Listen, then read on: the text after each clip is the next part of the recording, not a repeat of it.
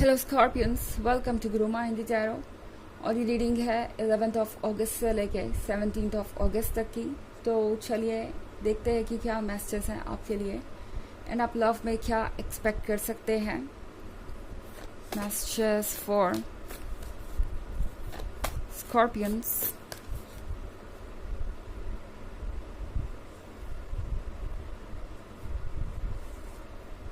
The star,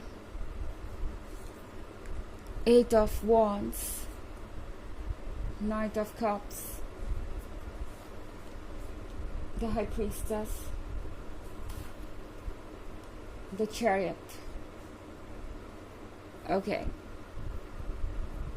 तो हमारे पास है Knight of Cups. Scorpions, कोई धीरे धीरे दबे पांव आपके जीवन में वापस आना चाहता है एंड ये पर्सन यूं ही नहीं आएगा खाली हाथ, कुछ गिफ्ट लेके आते हुए नज़र आ रहे हैं। दोस्ती का हाथ बढ़ाने आने वाले हैं। ये सब कुछ बर्बाद करके, या यूँ कह सकते हैं आपकी एक्सपेक्टेशन को रियून करके। मतलब हो सकता है जब आप वेट कर रहे हो कि ये पर्सन कब अपनी फीलिंग्स को कन्फेस करेगा, कब अपने प्यार का इजहार करेगा, कब जाके आपको इनसे वो प्यार मिलेगा जिसका आप इंतज़ार कर रहे हैं, तब इस पर्सन ने कुछ भी नहीं किया।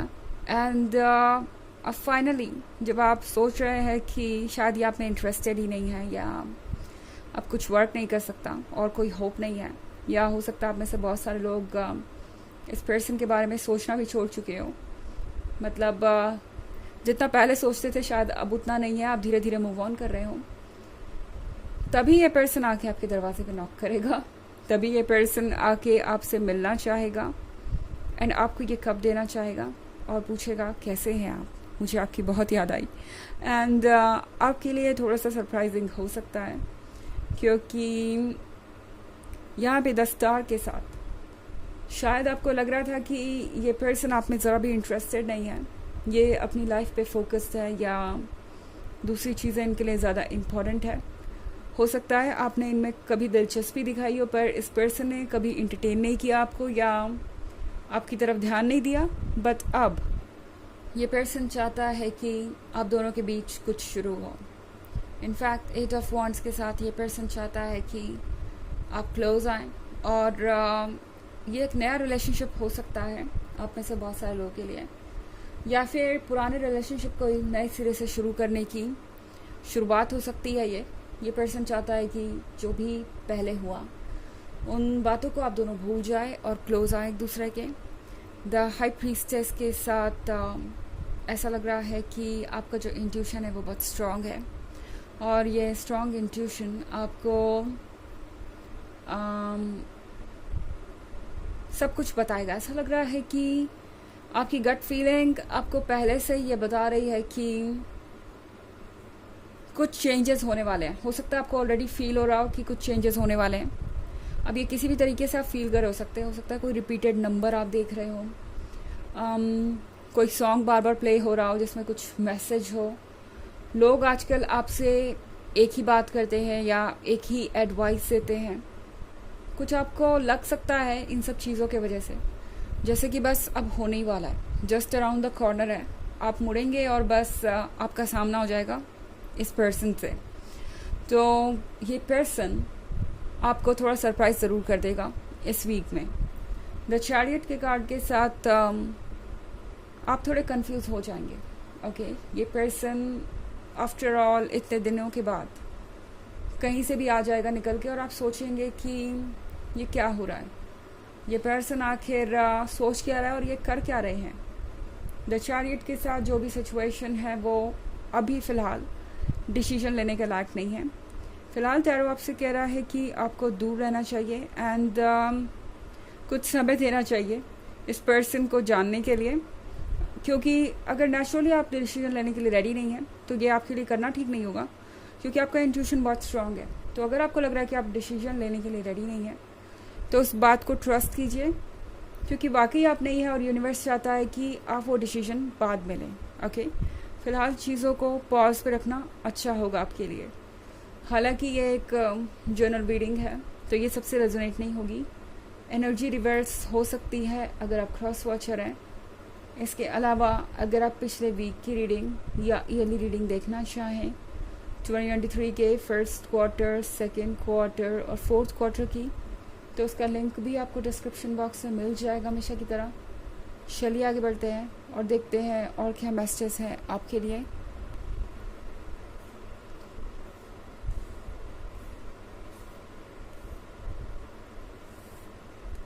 Six of Wands, the Sun, the Hanged Man, Ace of Swords, Nine of Wands. Okay. तो हमारे पास है six of wands. Six of wands के साथ आपको लगेगा कि फाइनली आपने एक बहुत बड़ी जंग जीत ली है, या कुछ ऐसा हो गया जो आप कब से सोच रहे थे मगर हो नहीं पा रहा था। तो सिक्स ऑफ वॉन्ड्स के साथ अगर आप मूव ऑन भी कर चुके हैं, अगर आपने गिव अप भी कर दिया था इस आइडिया पे, तो भी मुझे लग रहा है कि जैसे ये पर्सन आपके सामने आएगा इस प्रपोजल के साथ, आप अपनी खुशी को कंट्रोल नहीं कर पाएंगे एंड कहीं ना कहीं आपके चेहरे पे स्माइल ज़रूर आएगी, क्योंकि मैं द सन देख रही हूँ।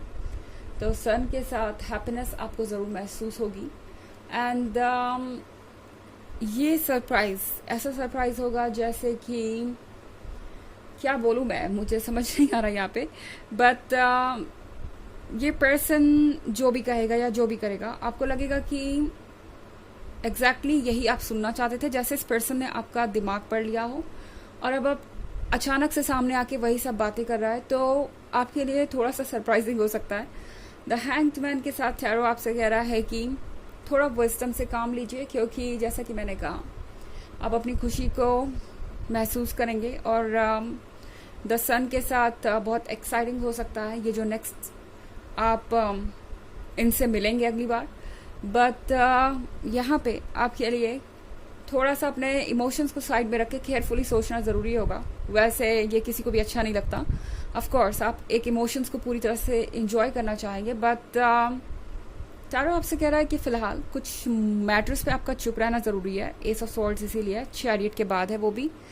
इसका मतलब है कि अगर आप कंफ्यूज्ड हैं तो इस समय आपका चुप रहना इस ज़रूरी है। मतलब ये नहीं कि आप इस पर्सन से बात ही ना करें या कट ऑफ कर दें, मतलब किसी पर्टिकुलर इशू पे, जैसे अगर आप कमिटमेंट के लिए रेडी नहीं हैं या आप उन्हें और जानना चाहते हैं तो उस टॉपिक पे चुप रहिए।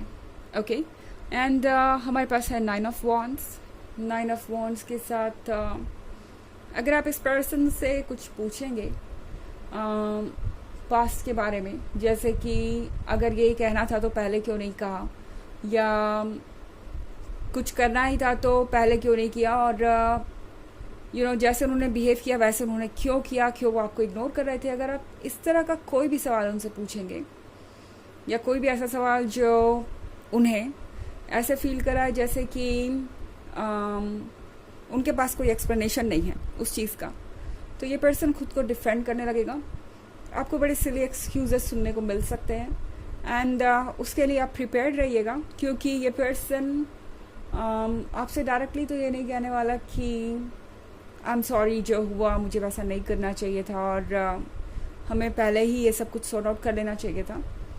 ये तो शायद ये पर्सन आपसे नहीं कहने वाला, क्योंकि यहाँ नाइन ऑफ वॉन्ड्स है, तो आपको एक्सक्यूजेस कुछ दे सकते हैं, मगर ये एक्सक्यूजेस जो हैं वो बस सिली से होंगे, इनका कोई ज़्यादा रोल नहीं होगा। मुझे नहीं लगता कि यहाँ अब इसका कोई मतलब है। जब ये पर्सन सारे ऑब्स्टेकल्स क्रॉस करके यहाँ आ ही गया है, तो नाइन ऑफ वॉन्ड्स बस इसलिए यहाँ पे है कि आप इस पर्सन को थोड़ा सा और जान सके एंड समझ सके कि इनकी पर्सनालिटी कैसी है। चलिए देखिए कि आपके लिए ऑरेकल मैसेज क्या है।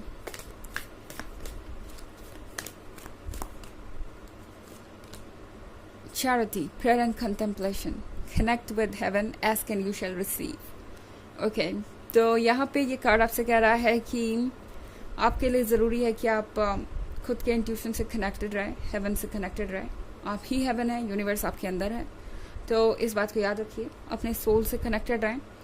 आपको बस ज़रूरत है प्रे करने की, मांगने की, और वो आपको यूनिवर्स देगा, आपका हर सेल्फ देगा, क्योंकि आफ्टर ऑल वो भी आपको खुशी देखना चाहते हैं। डिवाइन बीइंग्स, आपके हायर सेल्फ और यूनिवर्स भी। ओके, तो जैसे ही मौका मिलेगा, जैसे ही रास्ता बनेगा, जैसे ही ऑब्स्टेकल्स क्लियर होंगे, यूनिवर्स आप तक वो चीज़ भेज देगा जिसका आप इंतज़ार कर रहे हैं। तो ये है रीडिंग इस वीक की। आई होप आपको अच्छी लगी होगी। Thanks for watching. Till next video, bye.